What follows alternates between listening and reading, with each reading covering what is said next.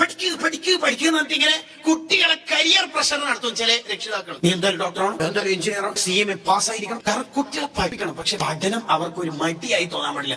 2 ദിവസത്തെ വെക്കേഷൻ കിട്ടുമ്പോൾ ഉടനെ തുടങ്ങും വെക്കേഷൻ ക്യാമ്പിലേക്കോ കോളേജിലേക്കോ അയക്കാൻ, കമ്പ്യൂട്ടർ കോഴ്സിലേക്കോ അയക്കാൻ. ഒന്ന് പറയാം, കുറച്ചൊക്കെ കുട്ടികളെ കളിക്കാനൊക്കെ വിടണം, കുറച്ചൊന്ന് റിലാക്സ് ആവണം കുട്ടികൾ. അത് വേണം. കരിയർ പ്രഷർ ഇപ്പോഴത്തെ കുട്ടികൾ നേരിടുന്ന ഒരു പ്രശ്നം. അതുകൊണ്ടാണ് ഒരു കുട്ടി 10ാം ക്ലാസ്സിലേക്ക് പാസ്സായി എന്ന് ചോദിക്കാം. ഫാത്തിമ ഓള് ബാത്റൂമിൽ പോയിട്ട് ഒന്നോടുത്ത് ഓൾക്ക് ഒന്നുമില്ല, ചെറിയ വസ്വാസായിട്ട് പിന്നെ ഒന്നോടുത്ത് അല്ലെങ്കിൽ ടോയ്ലറ്റ് പോയിട്ട് മൂത്രയിക്കുമ്പോ പിന്നെ എന്തോ ഒരു വേദന, അങ്ങനെ എന്തോ ഒരു 5 മിനിറ്റ് ഡിലേ ആയി. അന്നേരം ഉമ്മ SLC ഓർമാണ്.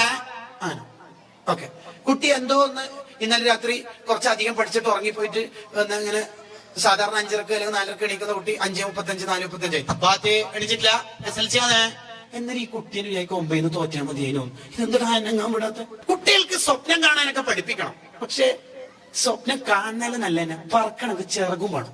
പോത്ത് വിചാരിക്കുന്നൊക്കെ പറക്കണോ? നടക്കൂല. എത്ര വലുതായാലും നടക്കൂല. പുഴു വിചാരിക്കുന്നത് നാളെ പൂമ്പാറ്റിയാൽ വരുമ്പോ നാളെ ചിറക് വരുന്നതിന് മുമ്പ് നാളെ മുതൽ പറക്കണം. അതിന് നടക്കും. കാരണം 45 ലക്ഷം അഡ്മിഷൻ തന്നെ കൊടുക്കേണ്ട കോഴ്സിൽ ഈ ദാരിദ്ര്യത്തിൽ ജീവിക്കുന്ന കുടുംബം അവൻ അങ്ങനെ പറഞ്ഞാൽ എങ്ങനെ ഉണ്ടായാലും ഓനിക്ക് മര്യാദ അറബി അക്ഷരം തന്നെ വായിക്കാൻ കഴിയാത്ത ഒരുത്തനെ ഹിഫ്ള് ഖുർആനിൽ ചേർത്ത് എങ്ങനെ ഉണ്ടാവും? SLC തന്നെ എങ്ങനെയോ കഷ്ടി ജയിച്ച ഒരുത്തരെ പിടിച്ച് സ്റ്റാൻസിൽ തള്ളിയിട്ടാൽ എങ്ങനെ ഉണ്ടാവും? ഓരോരുത്തരുടെ കരിയർ എന്ന് പറഞ്ഞാല് അവരുടെ കൊക്കിൽ ഒതുങ്ങുന്നത് മാത്രമാകുക. അവരെ പഠിപ്പിച്ചിട്ട് അവർക്ക് പഠനം ഒരു മടുപ്പുണ്ടാവാൻ പാടില്ല.